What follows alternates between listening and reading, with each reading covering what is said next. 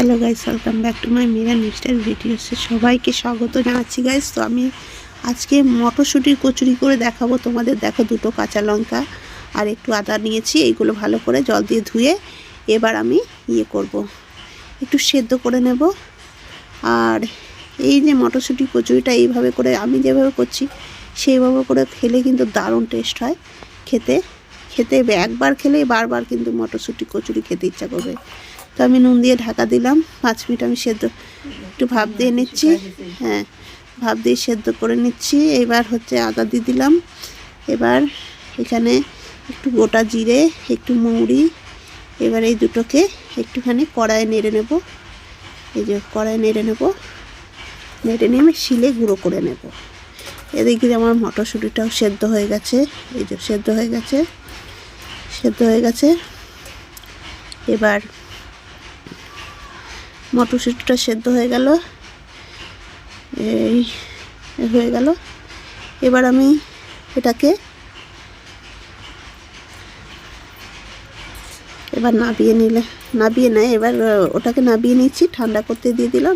একে আমি গুঁড়ো করে নেব। আমার হয়ে গেছে। এবার আমি ওরা একটুখানি এটাকে হালকা একটু লবণ দিয়ে দেবো, দিলে তাড়াতাড়ি বাটা হয়ে যাবে, মানে গুঁড়ো হয়ে যাবে তাড়াতাড়ি। এমনি তো শিলে ধান নেই, আর একটুখানি লবণ দিলে ভালোই হয়।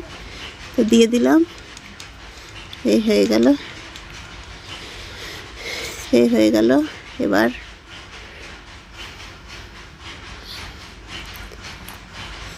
এটাও সেদ্ধ হয়ে গেছে, মটরশুঁটিটা সেদ্ধ, মানে কি বলবো, আর একটু ঠান্ডা হয়ে গেছে। এবার মিক্সি জারে দিয়ে এটাকে একটু গ্রাইন্ড করে নেব, একটু ঘুরিয়ে নেব, তাহলেই হয়ে যাবে। মানে কি বলবো, এত ভালো লেগেছে। প্রথমবার আমি এইভাবে করে, আমি কিন্তু কারো ভিডিও দেখিনি, কারো কিছুই দেখিনি, আমি কিন্তু নিজেই করেছি। আর খেতে কিন্তু খুব সুন্দর হয়েছে। এই মটরশুঁটি খিচুড়িটা খেতে খুব ভালো হয়েছিল। এবার জল দিয়ে দিলাম, এবার গ্রাইন্ড করে নেব। এই যে হয়ে গেছে। এবার একটা পাত্রে ঢেলে নিচ্ছি। এই যে বাটিটায় বার করে নিলাম। এবার এদিকে আবার কড়াই বসিয়ে দিচ্ছি, একটু তেল দিয়ে একটু হিং দেব।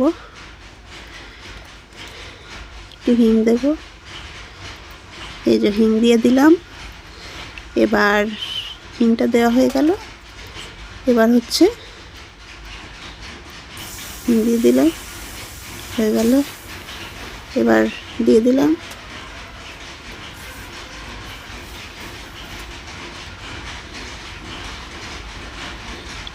দিলাম এবার একটু লবণ দিয়ে দিলাম। এবার একটু হলুদও দিয়ে দিচ্ছি। এই হলুদ দিয়ে দিলাম।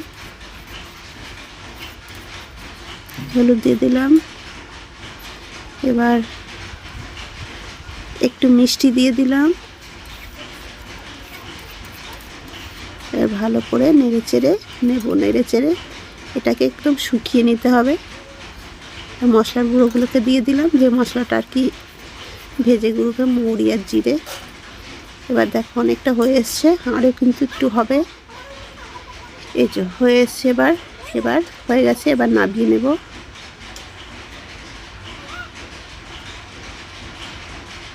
এই যে নামিয়ে নিলাম। এবার এদিকে আটাটা মেখে নেব।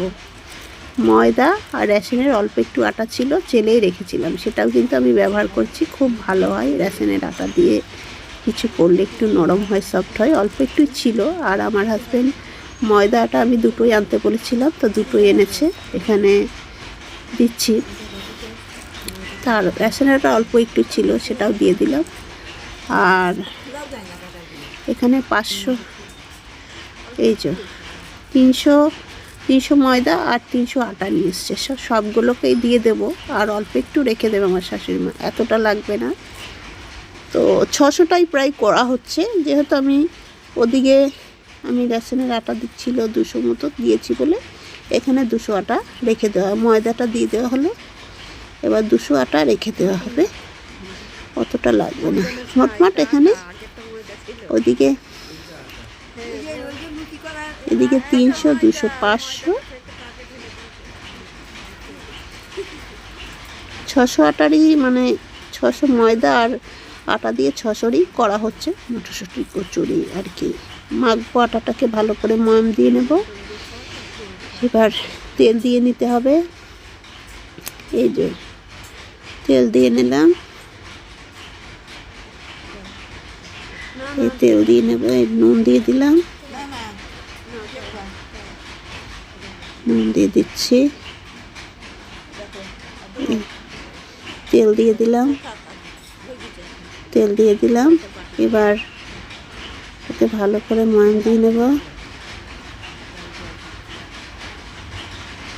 ভালো করে ময়াম দিয়ে দেবো।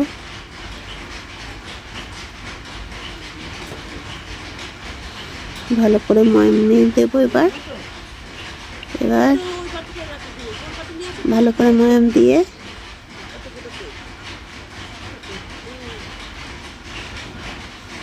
ভালো করে ময়াম দিয়ে দেবো।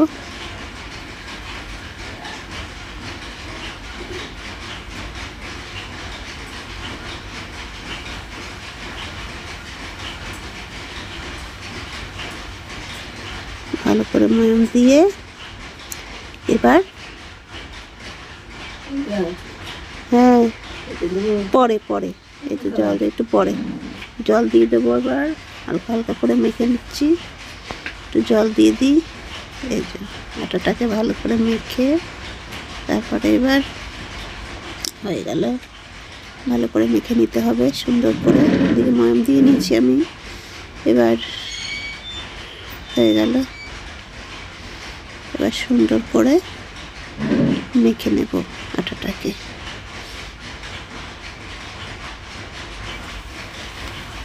এই যে মেখে নিয়েছি, আর একটুখানি মেখে নিয়ে আর একটুখানি ভালো করে হবে মেখে নিয়ে এটাকে আধ ঘন্টার মতো রেস্টে রেখে দেব। এই যে এবার ঢাকা দিয়ে আধ ঘন্টার মতো রেস্টে রেখে দেব। ভালো করে হয়ে গেছে মাখা, আধ ঘন্টার মতো রেস্টে রেখে দিই।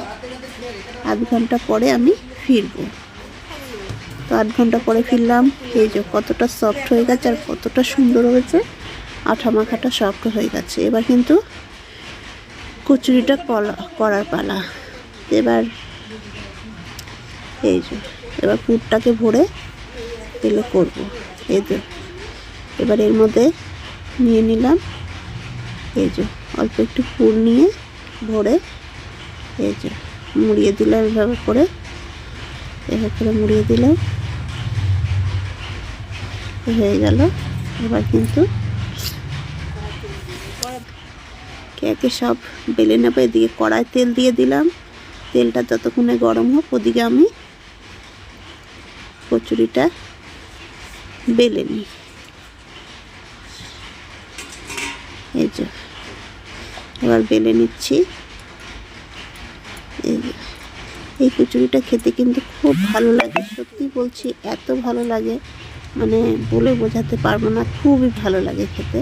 তা একবার হলেও এইভাবে করে আমার মতো করে ট্রাই করে দেখো, খুব ভালো লাগে। ভিডিওটা যদি ভালো লেগে থাকে তোমাদের তাহলে লাইক করে দিও আর কমেন্ট করে জানিও কেমন হয়েছে এই মটরশুঁটির কচুরিটা। আর এদিকে কিন্তু তেলটা প্রায় গরম হয়ে এসছে। আর কি বলবো, এই যে দিয়ে দিলাম। আর কি সুন্দর ফুলে উঠবে দেখো তোমরা, খেতেও কিন্তু খুব খাস্তা মতো হয়েছে, খেতেও কিন্তু দারুণ স্বাদ হয়েছে। আর হচ্ছে চ্যানেলে যদি নতুন কেউ এসে থাকো চ্যানেলটিকে সাবস্ক্রাইব করে পাশে থাকার জন্য অনুরোধ করলাম। দেখো আমি কিন্তু ভিডিও বানাই, কেউ দেখতে চায় না আমার ভিডিও। আমি জানি না আমার ভিডিওটা কোথায় ভুল হয়, তবুও আমি বানাই। আমি কি বলবো আর কি, মানে মন খারাপ হয় আমার ভিডিও কেউ দেখে না, লাইক করে না, কিন্তু তবু আমি বানাই, ভালো লাগে ভিডিও বানাতে। ভাবি যদি কোনো দিনও আমি সাকসেস হতে পারি, তার জন্য আর কি বানাই। তো দেখো কি সুন্দর ফুলেছে। আর আমি কিন্তু এই কচুরিটা ছোট ছোট সাইজেরই করছি, খেতে ভালো হবে আর একটুখানি ভালোভাবে সব কিছু কাঁচা ফাঁচা থাকবে না, এই জন্য একটুখানি। আর খেতে কিন্তু একদম খাস্তা কচুরির মতো হয়েছে। এবার সবগুলো এভাবে করেই করে নেব, তোমাদের দেখিয়ে দিলাম। তো জানিও কমেন্ট করে কেমন হয়েছে। দেখো এতগুলো হয়ে গেছে ভাজা। তো দেখিয়ে দিলাম মটরশুঁটি কচুরি কিভাবে করতে হয়। আমার মতো যদি একবার এইভাবে মটরশুঁটি কচুরি খেতে পারো তাহলে কিন্তু রোজই ভাববে যদি মটরশুঁটি কচুরি। আর এখন কিন্তু মটরশুঁটি অ্যাভেলেবেল আর খুবই বাজারে সস্তা, এই জন্য এখন মটরশুঁটি খেলে খাওয়াই যায়, কোনো অসুবিধা নেই। সঙ্গে আমার হাজব্যান্ড আলুর দম করেছিলেন, তো সেটাও আমি দেখাবো। এই দেখো, আলুর দমের রেসিপিটা আমি দেখাইনি, আর এতটা সুন্দর করেছিল আলুর দমটা, খেতে অপূর্ব স্বাদ হয়েছিল। এই কচুরির সঙ্গে আলুর দমটা একদম পুরো জমে গেছে। তো আজকের রেসিপিটা কেমন লাগলো অতি অবশ্যই জানিও।